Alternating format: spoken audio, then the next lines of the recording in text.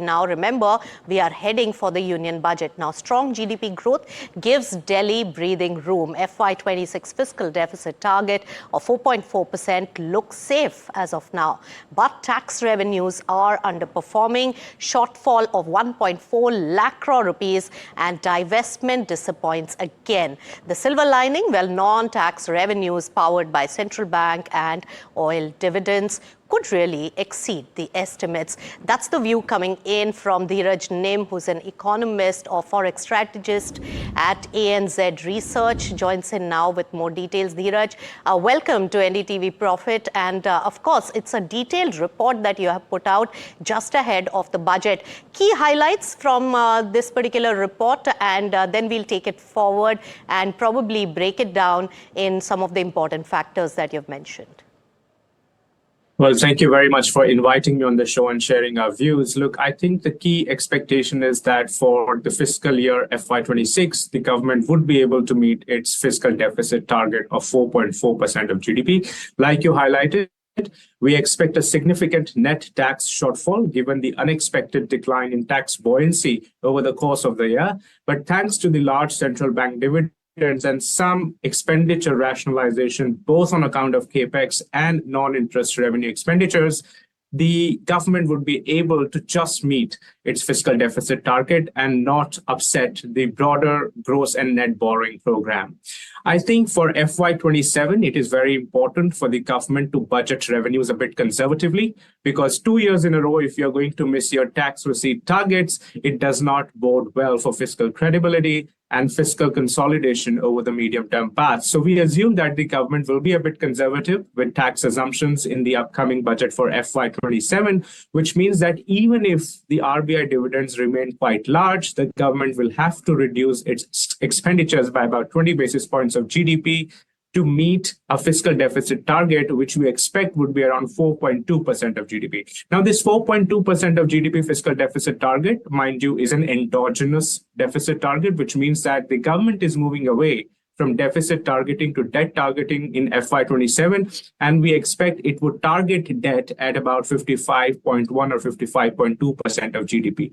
And for that to happen, a 4.2% of GDP fiscal deficit target would be enough. Now, the bigger message coming out of these numbers is that, the consolidation effort will actually be gradual or slower in FY27, and that would be true for the general government, not just the central government.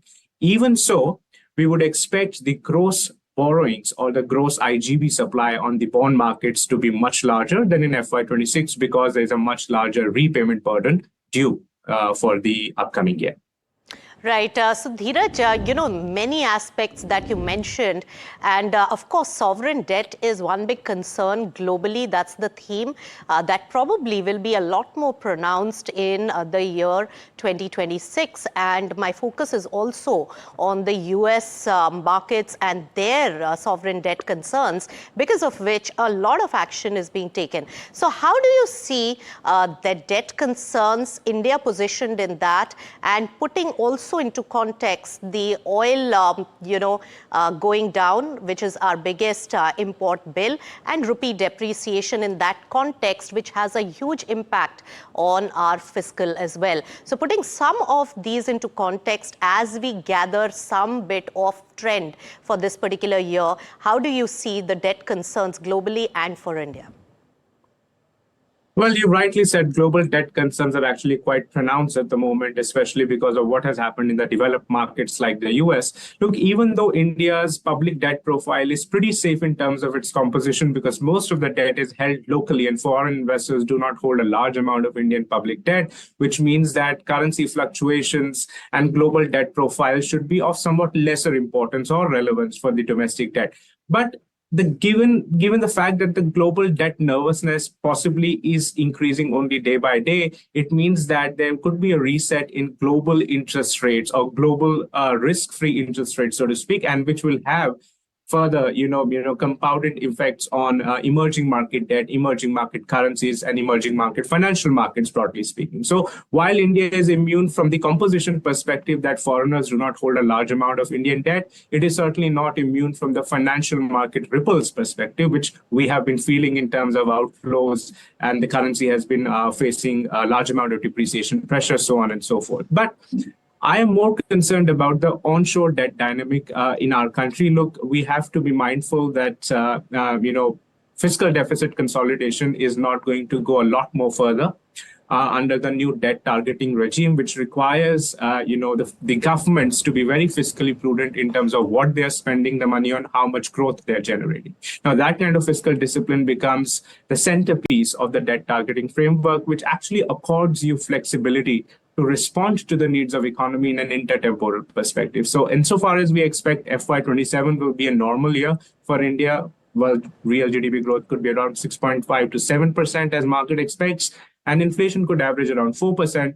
A linear debt reduction path would actually be optimal, because we are mindful that the government's capex and government expenditures still remain very important growth engines in our economy. And in this larger scheme of things, Dheeraj, how do you think the central bank can play a role in this when it comes to the monetary policy? For the Reserve Bank of India, I think a large part of the work is already done. We do not expect any more rate cuts, at least from the Monetary Policy Committee. They've delivered decent amount of easing over the last 1 year. But I think the bigger amount of work that needs to be done is in terms of liquidity. Now, when you look at from a broader perspective, reserve money growth has tumbled to around 2.5 to 3% year on year. And that is way below nominal GDP growth, which is at least 8% and now rebounding. So I think the Reserve Bank of India will have to infuse, a decent amount of durable liquidity into the markets so as to control the rising bond yields, which are happening at a time when economic growth is expected to slow from current elevated levels. And at the same time, you're seeing some very early signs of private capex picking up, which need to be preserved and nurtured and strengthened. So I believe that the Reserve Bank of India's task is now cut out in terms of infusing sufficient liquidity for the economic system to work rather smoothly. So Dheeraj, very, very pertinent points there. Of course, the transmission of the rate cut done by the RBI was critical, and that, direction has been already given by the government, and the private capex increasing is going to be very, very important. One final word, and very quickly, since we are so close to the union budget, any thoughts on that what you're expecting, and given the revenue shortfall, what do you think the government is expected to do very quickly? Well, I think they have done enough in terms of providing tax relief to the larger population, both in terms of personal income taxes and the indirect taxes. And that in part has also weighed on their fiscal capacity. So from a taxation viewpoint, I do not think they have scope to give much larger relaxations in the upcoming budget. So my hopes are very limited there. I would expect fiscal prudence to be the centerpiece of the upcoming budget, because like I said, we are seeing some revival in private business capex, and at a time when bond market yields are also rising, there is a risk of crowding out if the government does not step back sufficiently. And I think the budget should underline that particular expectation. All right, Dheeraj, thank you so much for giving so many insights on putting all the macro factors together and putting it into perspective in the current times. Thank you so much for all the insights that you bring to the table.